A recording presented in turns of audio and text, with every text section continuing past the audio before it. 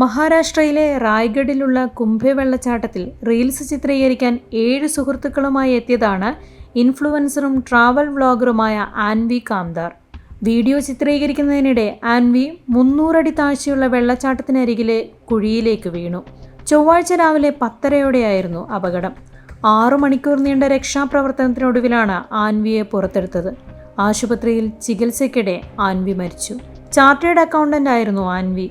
യാത്രകളുടെ വീഡിയോകളാണ് സമൂഹമാധ്യമങ്ങളിൽ ആൻവി പോസ്റ്റ് ചെയ്തിരുന്നത്. Monsoon വീഡിയോകളിലൂടെ ശ്രദ്ധേയയായി. ആൻവിക്ക് 2,56,000 ഫോളോവേഴ്സാണ് സമൂഹമാധ്യമത്തിലുള്ളത്. Travel detective എന്നാണ് സമൂഹമാധ്യമത്തിൽ ആൻവി സ്വയം വിശേഷിപ്പിച്ചിരുന്നത്. മൺസൂൺ ടൂറിസത്തിന്റെ ഭാഗമായി നിരവധി വ്ളോഗുകളും റീലുകളുമാണ് മുംബൈ സ്വദേശിയായ ആൻവി ചെയ്തിരുന്നത്. ഇതിന്റെ ഭാഗമായാണ് സഹ്യാദ്രി മലനിരകളിൽപ്പെട്ട കുംഭെ വെള്ളച്ചാട്ടത്തിന് ദൃശ്യങ്ങളെടുക്കാൻ ആൻവി എത്തിയത്.